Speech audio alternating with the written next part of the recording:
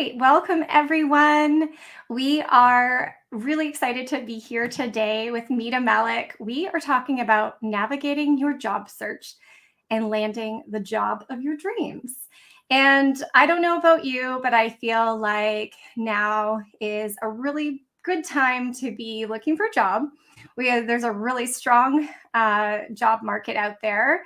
And we're going to dive into a little bit more detail about how to seek out some of those great companies, how to find the job that is a right fit for you. We're going to talk a little bit about the current landscape.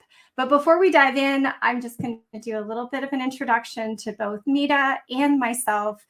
I am the founder and CEO of WNORTH. WNORTH is the only organization in North America dedicated to the development of women mid-career on a trajectory towards senior executive leadership, aka the pipeline. And we connect women business leaders in corporate, public, and entrepreneurial sectors through our virtual membership, as well as, which includes online content, masterminds, a number of support tools, but also our annual conference, which will be returning to a hybrid model in person in Whistler, Canada, and virtually April 27th to 29th. And I'm very pleased to also share that Mita, who I'm going to introduce in a second, will be joining us as a virtual speaker. And if you are interested, get on our mailing list because news about that conference is coming out later this week. And as with everything in COVID, there's limited capacity. So get yourself on the newsletter so that you can be first when those tickets drop, because they will not last long. So today, Mita, I'm so excited to have you. Welcome. Mita is the head of inclusion, equity, and impact at Carta. And she is a corporate change maker with a track record of transforming businesses. She gives innovative ideas a voice and serves customers and communities with purpose.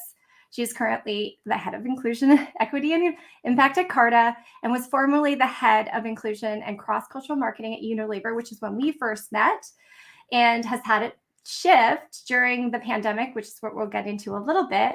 And she has an extensive career as a marketer in the beauty and consumer product goods space. And Mita is also a LinkedIn top voice and contributor to Entrepreneur, Harvard Business Review, and her writing has been at Adweek, Fast Company, and Business Insider.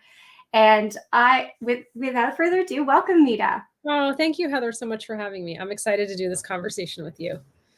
I know. And so a little bit of background. Mita, you recently declared on LinkedIn that you are on a mission to help as many women get back into the workforce as possible. So tell us a little bit more about that mission and what prompted you to start. Well, what prompted me to start is it's been on my mind, as for many of us. I know we have a global audience here. I'm sitting in the US right now, and I had so many friends who shuttered businesses, women in my life who was never a choice. They had to put their families first and left the workforce. And now we're entering almost into a 2-year phase for those of us who've had the privilege to work from home. And so it's been something that's been weighing on my mind. From a US perspective, we know that workforce participation for women is back to levels that we haven't seen since the 1980s. So let that sit with all of you. 1980s, that's over 4 decades of progress wiped out. And we all have a responsibility to help women get back into the workforce. And Heather, I was inspired by LinkedIn. I'm a big LinkedIn user. As my husband knows, I love LinkedIn. And LinkedIn announced their first Creator Accelerator program. And I applied and I said I wanted my campaign idea to be content for around 10 weeks. I'll probably do it longer than that on how to get women back into the workforce, speaking to job seekers, but also speaking to leaders and recruiters about what their responsibility is. So I was so excited when I reached out to you and you said, yes, let's do this conversation and help as many people as we can listening. Definitely. And so this kind of leads me into my next question. So, we've talked about how women have been disproportionately affected, especially women of color. One of my biggest concerns and issues is that, and it hasn't really been spoken about that much, is the losing the women in kind of that mid-management and senior leader, in the pipeline, that trajectory, and essentially wiping out some of our diverse pipeline for women and diverse leaders that would populate into senior positions in the next, say, 5 to 10 years. So I would love for you to share a little bit of insight on that. And also, are there any things that we can do to curb this from affecting the diversity? Well, this is the work you do, right? As you were saying, it's all about the pipeline. So to leaders and recruiters out there, I would ask you just to challenge yourselves. Nobody who is living right now has lived through a time like this globally and what has happened to all of us. And so if I left the workforce 2 years ago and I'm now trying to get back into the workforce, ask yourself, what was the job I had 2 years ago? What were the skills? What was my track record of success? And how about you match me to that role and not discount the 2 years that I wasn't in the workforce? So that's the call I have to like hiring managers and recruiters to just think about that, because people will, and there's bias, you will discount, in the 2 years, if I continued working, which we can talk about, and I have a lot of joy and guilt in that, as I have a 6 and 9-year-old, as you know, but I was the chief entertainment officer. I was the CEO of my home. I was the virtual teacher. I was the failed summer camp counselor. I was the laundress. I was the chef. I was the referee. So also, what are all the things that caregivers broadly, and I'd say particularly working mothers and mothers took on during this time? I know many moms who got very involved in the schools because it takes a village. And this was the first time we were doing like global Zoom for classrooms. And so there's so many other skills that people leaned on and picked up during this time. So please don't discount that. And I think to the second part of your question is, if someone is right now, I say it's not the great resignation, it's the great awakening. As you know, I have coined, people will not put up with what they've put up with in their workplaces before. But if I am going to come resign to you as a working mother, ask me, is there anything you can do to keep me? You should have asked that question before, but also don't let someone walk out before you ask them what they might need or want. It might be too late, but it still doesn't ever hurt to ask that question. Yeah, that's a really, really great point. And Shelley Zalis was recently wrote about, making sure that you are checking in with your employees and having, as opposed to these exit interviews, I can't remember what she coined, but these kind of in progress meetings or stay interviews. I think stay interviews. Thank you. It's a popular term in the market right now. Okay. Yeah. I mean, just definitely, as if you're an employer listening, that is definitely something to consider. And constantly reevaluating the going rate. I mean, we recently hired some positions and things have changed significantly. So in terms of what people are asking for compensation. So before we dive into a few more tips, I'd love, and maybe it's some of your experience, but also some of what you've seen. You did a transition to a new role during the pandemic, and there are a number of people who are still considering that or have gone through that. Can you walk me through that experience and some things that you've learned along the way that might be useful to others? Yeah, the things I've learned the hard way along the way in my career. I would say, here's what I say to everybody. Get the offer first. Once you have the offer, you are in the driver's seat. Get the offer first. Once I had the offer, and this is for any job, and I learned this along the way, I asked for additional interviews. Now, this is the flip, right? The old sort of way of thinking is, I'm going to go work for Heather. She says, Mita, give me 3 references. Now I say to Heather, hey, I want 3 references from you. I want to know who works here at your company and who's happy. And guess what? LinkedIn, it's very easy. Whatever community you are, it's very easy to find someone who's worked somewhere else before and get the real scoop on what it's like to work there. And so I think I got better at this in my career. Once I got the offer, I would always ask for like an additional 2 to 3 meetings. I would ask to meet with the hiring manager again, because it was almost my opportunity to interview them. What's your leadership style? What are the things you're working on? What's your vision for the team? What would you, if we were sitting here a year from now, what would you have expected me to accomplish? So asking all those questions and then meeting other individuals throughout the company. Now, sometimes it might be, I might say very clearly, I want to meet a working mother, or I'm interested in meeting someone who runs your AAPI ERG, Employee Resource Group, right? But that's really important. And then I think when it comes to negotiation, I've never been good at this. I'm going to share this. I hate talking about money. I wasn't raised culturally to talk about money. And I always thought if I get an offer, I should just accept it because that's the value. And that's not how the world works. So making sure you start talking to your networks and your friends about how much they're making, which to me is like, oh God, that sounds so inappropriate. But otherwise, how are you going to know? Study the marketplace. And then I always used to think it's just about base. It's not. It's stock options, it's equity, it's compensation. Oh, I want a membership to Heather's organization. Will you cover that? Leadership and development, coaching. If you want to start a family at some point, what are the benefits? So think about your compensation as an entire holistic package and ask for the things you want. And finally, I love to write. I always say, I have my kids. I have no other hobbies. I don't bake. I don't ski. I write. And so I had said that to my now boss. I said, hey, I want to make sure that I put a lot of thought leadership out there. It's all from a positive place, but are you comfortable with that? And he, absolutely. So those are the things that you can be negotiating. And that's how my job search process has evolved over the years. That's an excellent perspective, and also just acknowledging the intangibles, as you mentioned, of the Yes. things, taking not only writing that fuels your soul, but also if you're maybe a public speaker on the side and all of those things, getting that buy-in from your organization. I have come across speakers who have moved from entrepreneurial roles into corporate, and they have had some barriers.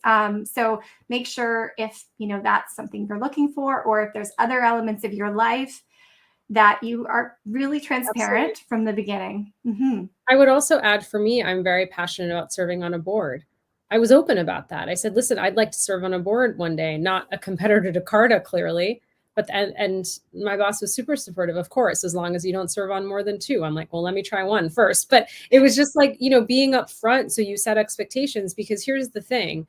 If you come with 3 or 4 things that are important to you and they say no to all of them, then that's a signal that's probably not going to be somewhere where you're going to be happy long term. And so those are also some signals to see if it's a place that long term you'll be happy. 100%. So this is a question that came up from one of my team members.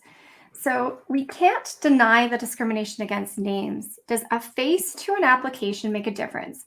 Can we do things such as including a video or pictures to give some personality to your job application? This is an interesting one, because we're going through this movement of, will me putting my real full name or a picture on my resume hinder me, or will it add more personality? I would love your perspective on this, especially from the D&I perspective.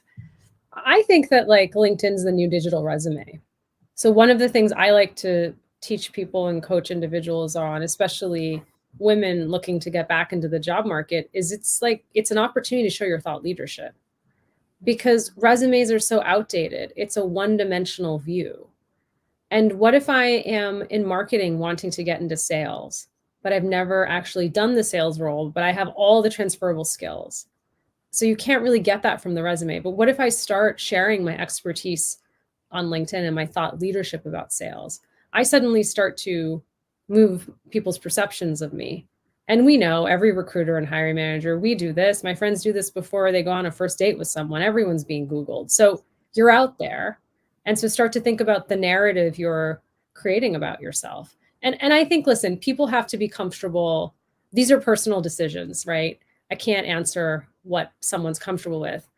My full name is actually not Mita, it's Madhumita. It's Mita Mallick. And I've actually written a lot about this, where it's been a source of joy and shame for me, because I was bullied a lot, both in the schoolyards and both in corporate America, over my name.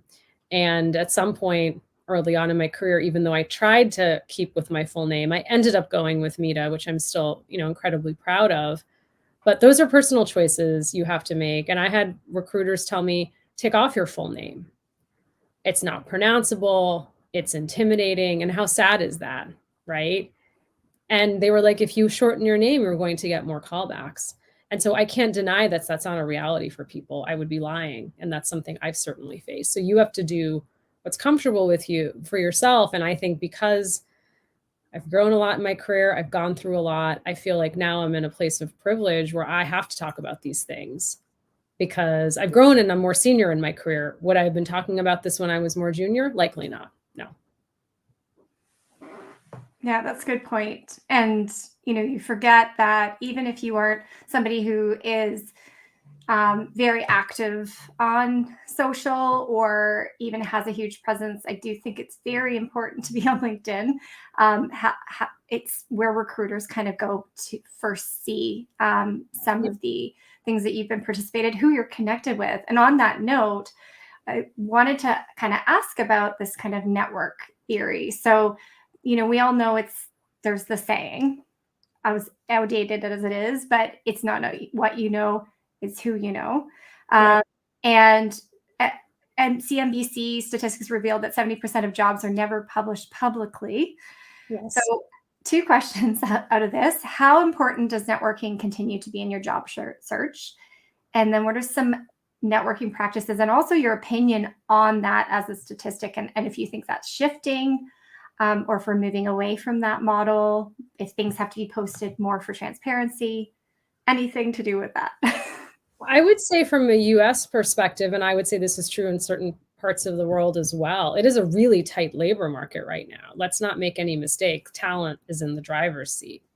And so leaders are scrambling, doing anything they can to think about how they should be keeping their talent. And I would argue, while I think the stay interview is interesting, it's not that should be happening all the time. You should be constantly checking. It's like a one-time conversation. Make sure Mita doesn't leave. No, constantly checking in. And I think that's so important. I would say now, I think the shift has been, like, before it was the black box. I would apply on LinkedIn Jobs or Indeed.com and I would like never hear back. It'd be like a black box. The resume goes in. You would do the cover letter that matched all the keywords, and maybe you get a form, maybe you don't, a form rejection. And now a lot of people are getting called, like a lot of people I know from applying online are getting callbacks, right? Because there is. So take advantage. It is such a tight talent market. But I would say for most of the most recent jobs I've gotten, if I go back through the history, it's because someone connected me, right? And that's just the power of connections. And I hate the word networking. We all do. So many of us do. It reminds me of being like in a crowded bar where I'm like 5'1.5". I can't see all the tall people. There's like a bad glass of Chardonnay that's spilled on me, and I'm like in the corner. I have a business. It's just what, but it's like, it doesn't have to be that way. Like, I would say we got to know each other through networking. You reached out, but it's like building authentic bridges with people and authentic relationships. And over the last 2 years, we've been in touch off and on. And I consider you a part of my greater community. And so I think you think about it that way. Not everyone you're going to meet with, you're going to be like, yes, I'm going to, and that's okay that this person's in. Sometimes you like meet people, you have a good, you're like, okay. And then you sort of go your separate ways. But I think it's so important. And I think it's important to just regularly be connecting and paying it forward with people, because you never know when you're also going to need help and people are going to come to your rescue as well. Like, so many people have helped me through my career. So that's why I feel really passionate about trying to help others as well. You just kind of reminded me that through the years, even though we got to know each other when in-person events were taking place, and Yes. we were going to do a dinner together that ended up not happening, we have actually never met in person. We have never met in person. You had reached out and said, I'm doing a dinner. Would you be interested? I'm like, okay. So we were chatting about it. And then I know we didn't do the dinner, but yeah, it's just like, and you keep in touch with people. So, and so it brings me to a question, actually. And in terms of, I get this question a lot during the pandemic. They say that we've lost like 20% of our network or something, which is not surprising, because if you don't see those people at an event, or you don't see them and you don't email them, what are some ways that you've continued to kind of, I'm not going to use network, but like continue to build relationships, because it's a slower burn, It is. Yeah. I think the 20%, I would say that there's some relationships, like life, you just let go of. So I think that's happened for many of us. I'm sure there's like a New York Times article about that, letting go of relationships, and you start to realize what's important and what the relationships are important. I have like my best friends from when I was 12 who we text, we do virtual happy hours. We haven't talked in months, but when we get on the phone, it's like things haven't changed. You have those relationships. And then you have relationships that you've created. For you and I, it was like pre-pandemic, but really we've been more in touch during the pandemic.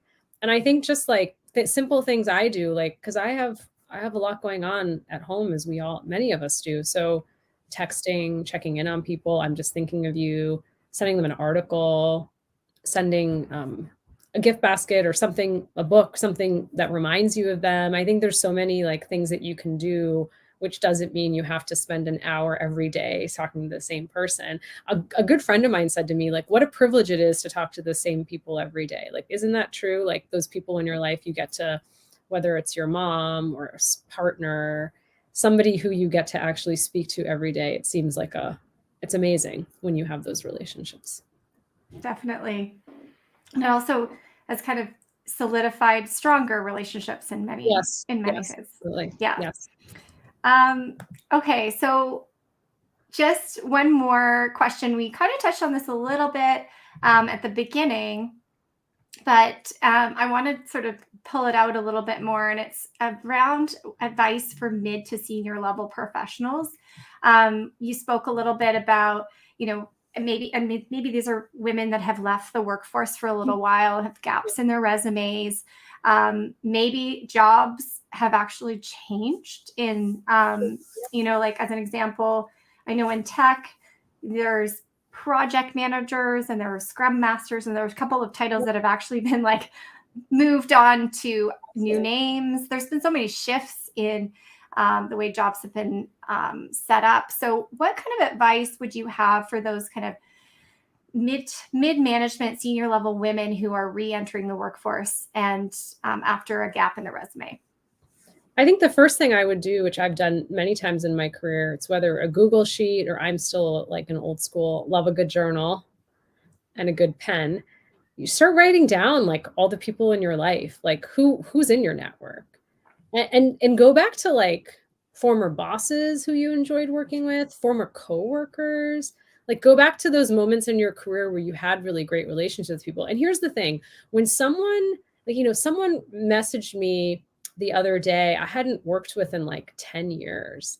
And I still remember that person so fondly in that time, that when I saw that name pop up, I wasn't like, oh God, it's Heather. What does she want? I was like, no, oh my God, Heather, I remember. We worked on that terrible project with like, you're bonded, and was asking for advice. And I, sent along something that I hope was helpful. And we sort of started reconnecting. So I think like a lot of us, and I feel this way, the job search is really difficult. There's highs and lows, but you have to ask for help. You have to go back to people, and there's some humility in that, and there's some grief in the job. There's all sorts of emotions, and I've been through it. But to say, hey, Heather, I really could use your help. I'm looking. Here's what I did 2 years ago.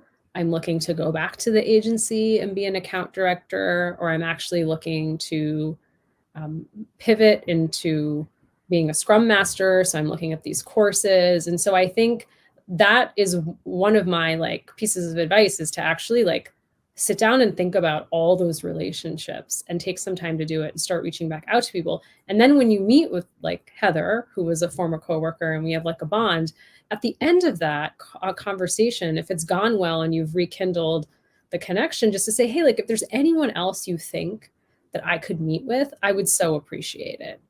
Right. And so like you might give me some more names. And so the networking continues, right, in the job search. And also I always say, something I learned a few years ago, which is so invaluable, is to always ask the person if there's something you can do for them.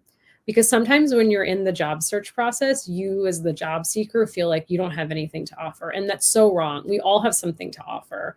And so for me to say, and you might say, hey, I actually really need help with my LinkedIn profile. You seem like you know a lot about social and digital. And I'm like, yeah, of course. Like, and so I just think that's a way also for you to extend a branch and say, what can I do for you as well? Yeah, I love that. And even pay it forward when you're not looking for a job. If you see somebody who is, to kind of reach out and assist, because you never know when you might need that personal connection. Absolutely. Absolutely. Yeah. And imagine if each of us helped right now, if everyone listening, if each of us helped just one woman get back into the workforce, like the tidal wave effect we could have. I'm not asking you to help 10. I'm just saying, just find one. There's one woman who needs a soundboard, coaching, advice, guidance. it just takes one person. I know I said I had my one last question, but I still have another one. My Okay. second last question, because this is something I'm really passionate about, and I would love to get your insight in, is this notion of part-time professional work Mhm. or role sharing, job sharing. Yes. What are your thoughts on that as both a leader and as a job seeker? And are we going to see more of this in the future? And I'd love a little bit of insight. You work for a larger organization that may have some Yeah, staff like that. I love job sharing. I think job sharing is awesome. I think job sharing is a careful matchmaking process. The job shares that I have seen that have worked really well is that the two people know each other very well, complement each other's skills. And so for anyone listening, job sharing is basically Heather and I would both job share, let's say, brand manager of Dove. And she would work, I don't know, Monday, Tuesday, Wednesday would be an overlap, and then I would work Thursday, Friday. And so we would collectively be like one position, but we'd be job sharing. But they're, and the people who do it, they do it so well. I think they have like honest, candid relationship. They have boundaries on who's running what project. I mean, the job shares that really work, and I've only seen ones that really work. They're really seamless. But I think it's because the people who go into it know that like Heather and I better be in sync. Like, this would be a well-oiled machine. And also the manager needs to be really bought into this. And I remember back in my days at Unilever when we did job shares, a few managers who said, yeah, like I'm gonna be honest, I had a bias. I'm like, what is this job share gonna work? This sounds like it could be a disaster. And managers saying, wow, no, I was so wrong. Like this is a huge unlock for talent. And I think to your point about part-time as well, I think everything's changed in these last 2 years. I think part-time is also, whether it's like part-time or 4-day work weeks or any of these things that we're seeing in the market. I think there's just so many different options now for how we work.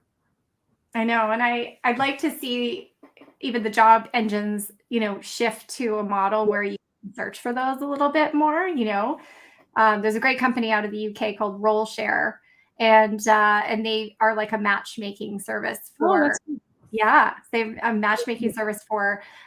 You can post a job that you're willing to role share for, or you can be a candidate. So, very cool movements in that space. Well, we are getting to our time, but I wanted to thank you so much for your time today and sharing some of these hacks and some of this advice for people navigating in this new world. The good news is that there's lots of jobs out there, and yes. it's just about finding the right one for you, the right company. I love what you said about going back to colleagues from, a few years ago.